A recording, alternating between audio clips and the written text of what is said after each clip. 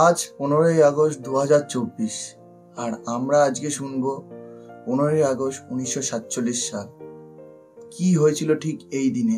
একদম কিভাবে দেশ স্বাধীন হয়েছিল আর সেই দিনটা কিভাবে উদযাপন করা হয়েছে সেটারই একটা স্টোরি আমরা শুনবো। আজ আমাদের স্বাধীনতা দিবস, আমরা গর্বিত, আমরা ইন্ডিয়ান, ভারতীয়। তো চলো 15ই আগস্ট আমাদের দেশ স্বাধীন হওয়ার একটা গল্প শুনে নিই।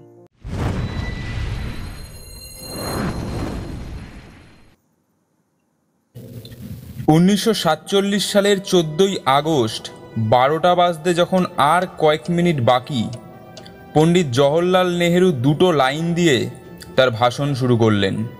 At the stroke of the midnight hour, when the world sleeps, India will awake to life and freedom.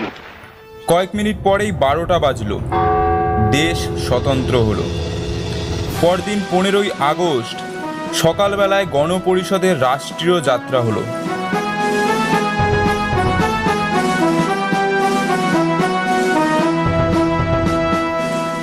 সকাল 10:30টায় গণপরিষদে জাতীয় পতাকা উত্তোলন হলো।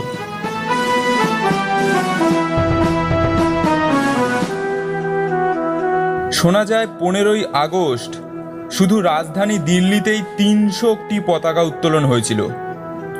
পবিত্র শহর বারাণসীতে তো একটি মন্দিরে পতাকা উত্তোলন করলেন একজন মুসলিম।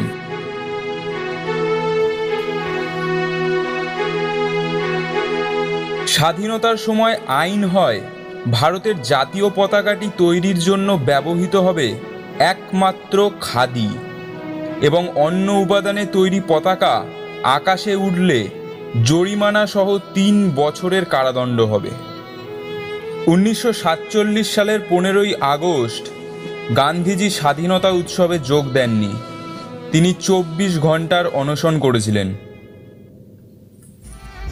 বছরের পর বছর ধরে যেসব ব্যর্থ বেদনাবোধ লোকের মনে চাপা পড়েছিল তা যেন একটার পর একটা শহর জুড়ে ফেটে পড়ল উচ্ছ্বাসিত আবেগের মধ্য দিয়ে। আনন্দে উন্মত্তে জনতার স্রোত শ্রমিক বস্তি থেকে শুরু করে সোনার খনি এলাকা পর্যন্ত আগুপিছু করতে লাগলো। একদিন আগেও দেওয়ালে যেসব বিদেশি পতাকা টাঙানো ছিল সেগুলো খুলে ভারতীয় পতাকা লাগানো হলো। বাড়িতে বাড়িতে, ভবনে ভবনে, গাড়িতে গাড়িতে, সাইকেলে সাইকেলে, বাচ্চাদের হাতে হাতে, এমনকি কোলের শিশুদের হাতেও উড়ছে অজস্র পতাকা। সন্ধ্যা 6টায় ইন্ডিয়া গেটে পতাকা উত্তোলন অনুষ্ঠান হলো।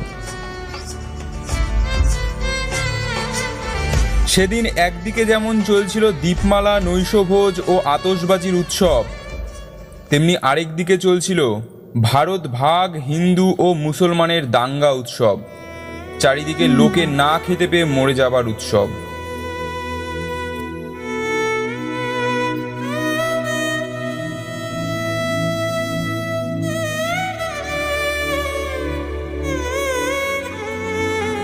কলকাতা যে 15ই আগস্ট ঠান্ডা রইল সেটা একটা স্বস্তির কারণ, খানিকটা আশ্চর্যও বটে। কারণ স্বাধীনতা দিবসের ঠিক আগের কয়েক সপ্তাহ ধরে কলকাতার অবস্থা খুবই সঙ্গীন ছিল।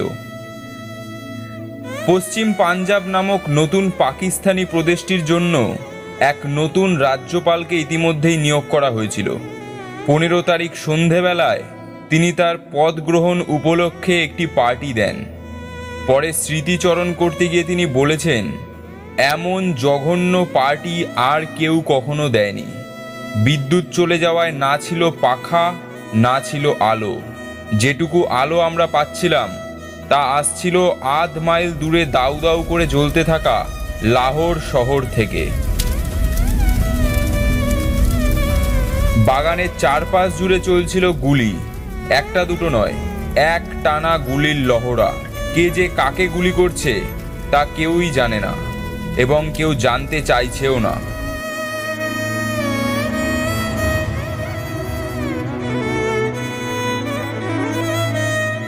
बेघर लोगों का हुजूम बंबई की सड़कों पर उतर आया है और तोड़फोड़, आगजनी और लूटपाट का कहर बरसा दिया है। दिल्ली में सांप्रदायिक दंगों को रोकने का एक ही तरीका था, पूरे शहर में कर्फ्यू लगा देना।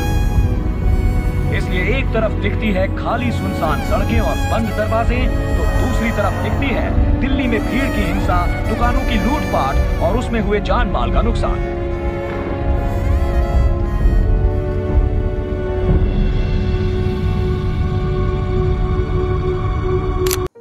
কত কষ্টের মধ্যে দিয়ে আজকের এই দেশ স্বাধীন, কিন্তু কোথায় স্বাধীন সেটা তো আমরা বং রিয়াকশন হবে দেখলামই।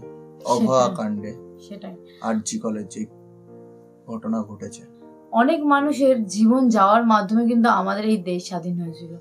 অনেক স্বাধীনতা সংগ্রামী এই দেশটাকে স্বাধীন করেছিল, কিন্তু সত্যি কি স্বাধীন? আজকের যা পরিস্থিতি আমাদের, তো সেই পরিস্থিতি দেখার পরে মনে হচ্ছে না যে এটা স্বাধীন। সত্যিকারে আজ 15ই আগস্ট 2024, এই দিনে এসেও এতটা বছর কেটে যাওয়ার পরেও সেখানে এসেও আজ মনে হচ্ছে না আমাদের কাছে দেশ স্বাধীন। সত্যি স্বাধীন নয়। কারণ যদি স্বাধীন হতো তাহলে মেয়েরা এত ভয়ে দিন কাটাতে হতো না, মেয়েদের জীবন এখনো এইভাবে যেত না।